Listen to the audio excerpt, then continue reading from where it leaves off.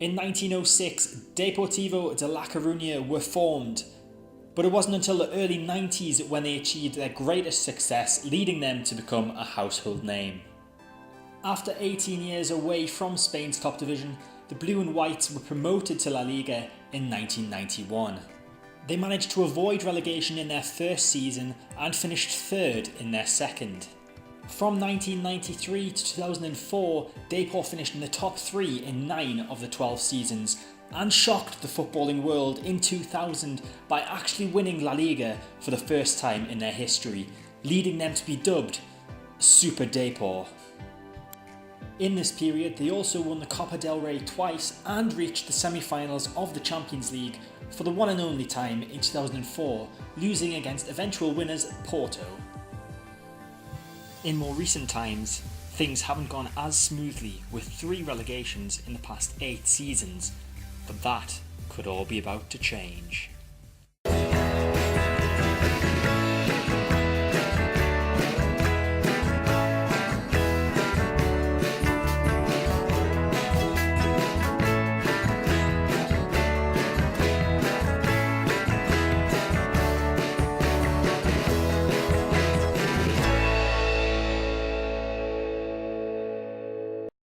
Hello and welcome to a brand new series on Football Manager 2018.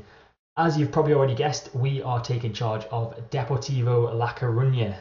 Now, things haven't gone so well for Deportivo in recent times. However, back in the 90s and early noughties, they were constantly challenging for league titles and qualifying for the Champions League. In real life, however, they have just been relegated after a defeat to Barcelona, which gives them the 3rd relegation in 8 seasons. Our job is to make sure that relegation doesn't happen first of all this season, and then pushing on to make them become challengers for the title and qualifiers for the Champions League once again. Now, taking a look at the squad report, apparently we've got 8 strikers, the best of which is Florin Andone. In real life, he has actually just signed for Brighton and Hove Albion after Deportivo's relegation. He's a pretty decent defensive forward. His attributes aren't too bad, pretty good passing, finishing's very good as well for a striker. Only issue with him is he doesn't get that many goals. You can see there he's got 60 goals in 163 career appearances, his best season coming in 2015-16 with Spanish second division side Cordoba. He scored 21 goals in 36 games. In his first season with us, he managed 12 goals in 37 games, which isn't too bad considering he made the jump from the second division to first division. But we'd really need him to get more goals than that, unless other strikers come and help him along in the goal scoring tally. Another positive that we have at Deportivo is a number of talented youth prospects that we have coming through. There's a few mentioned here. There's Blas, Edu Exposito and Pinchy. Now we'll take a look at Pinchy because he's one of my favourites. He's a winger or a striker, and he's only 21, but he's got quite a few 15s in his technical attributes, which I like to see. His crossing, dribbling and finishing are all 15, techniques 14, and his best position is either a striker or out on the wide right. We'd probably be using him as a winger. I haven't fully nailed down the formation that we're going to use yet, but if we do have wingers, he'll probably be playing in that position rather than a striker. Looking at his history, he is Deportivo through and through, came through the ranks here. He actually managed to get quite a few goals for our reserve team, Deportivo La Coruña B, such a creatively named team. Actually, I say that, but they have actually changed their name in real life. I think they're called Deportivo Fabril now. That's just a pointless fact of the day for you. But he did manage in 2 seasons to get almost 20 goals per season. He got 19 in 2015-16 in 35 games, and he scored 25 in 36 games in 2016-17. So I'm maybe looking at promoting him from the reserve side into the first team at some point this season, if it lets me. In goal, Ruben is apparently our best goalkeeper, 33-year-old Spanish national, uncapped Spanish national, which doesn't really surprise you when you look at the quality of goalkeepers that Spain have had over the course of the past 10 years or so. Obviously, Casillas was just dominating the goalkeeper position for a while. Now De Gea is. But Ruben is still a decent keeper for us. Lots of good attributes there. Handling of 13. Not too eccentric. 10 eccentricity. I'd like that to be a bit lower, to be honest, but can't really be helped. In terms of his history, obviously he's had quite a long career. Started off at Barcelona, in fact. Did he play any games? He played 2 games for the first team in 2004 to 2005 season, and then went around the Spanish league and had a loan spell at Anderlecht as well. But he's back at Deportivo now and will be our starting goalkeeper unless I decide to get an alternative. Our best defender is Fernando Navarro. Now you might notice his age as well. He's 35 years old. This does seem to have quite a few aging players, which I might have to look into offloading. But he's still pretty decent for his age. His marking is amazing at 16. 2.5-star player with his coach report, but the experience is something that'll be very useful. I do like to have a good mix of experience and youth. Normally I wouldn't have too many players over the age of 30, but I think this guy can stay. On the other side of defence at right back, Juan Fran is our best player.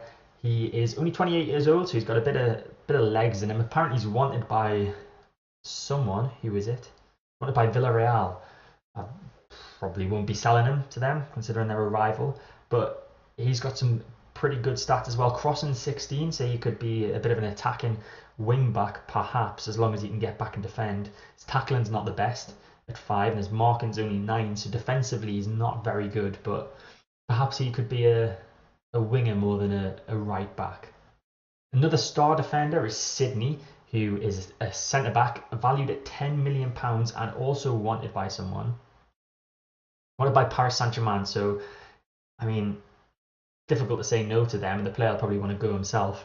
So if we can get a good 25 to 30 million for him, maybe, I'd say we did well. I'd obviously like to keep him though, because he has got amazing heading, marking and tackling, and he's quite a big fella and strong as well, which is what you want in your centre backs. And the final strength is this guy, Pedro Mosquera, centre midfielder, 29 years old, Spanish national, 4-star coach summary. His first touch, passing and technique are all absolutely beautiful at 16. And he's only 29, he's not over the hill yet. He will bring another bit of experience into the team. Apparently he played for Real Madrid at some point. He started off at Real Madrid actually, but never really. He only got one start for the first team. Poor Pedro. But he's with us now, and he seems to be playing quite a bit in the past 2 seasons. So perhaps he's going to be our starting centre midfielder. Now I haven't had a chance to think about tactics and lineups that much. That's something that we'll do before the next episode, where we'll play our first game. This episode is just really a introduction to Deportivo and having a bit of a gander at what's going on at the club. Now, looking over at the weaknesses section, we're currently spending £12,000 over the wage budget. That's something I'm going to have to look at, whether that's adjusting the transfer budget so that there's more in the wage kitty. Not too sure. We apparently lack quality depth at right back, which could be an issue with playing Juan Fran as a right midfielder if he's our best right back. Another thing I'll have to think about. Not much of a transfer budget, 2.7 million, so could be relying on some of those good youth prospects and perhaps 1 or 2 signings. Apparently we don't have a very good work rate, we're not very strong, teamwork's not the best, not very aggressive, don't like jumping, don't have good overall depth, need to improve coaching and scouting. So there's lots of things that I need to focus on in the time between now and the first episode. Obviously, anything that I change, any signings or anything like that, I will let you know at the beginning of the next episode. Now looking at competition expectations, we'll start with the boards. They expect us to finish mid-table in La Liga and to reach the 5th round of the Spanish Cup. Let's take a look at the odds for La Liga and where the media think we're going to finish. I think we're going to finish 13th, which is technically not, it's in and around mid-table, I guess. And I think that's higher than we've actually managed to finish in the past few seasons. Our highest finish since gaining promotion back to La Liga is 15th. So a 13th place finish would show progress. And that's what I want to do in the first season. Anywhere above, I'd say anywhere from 13th and upwards, and we're doing something right. Obviously, I'm not expecting to pull off any miracles in this first season. It's just really a getting to know each other kind of season at Deportivo. And a rebuilding kind of season. Now, I mentioned our transfer budget earlier, 2.6 million. Our actual bank balance is very healthy indeed, £29.89 million in the bank. So as you can see here, we have a 3.5-star reputation. We're quite well respected in Spain, despite the fact we've had a few disappointing years.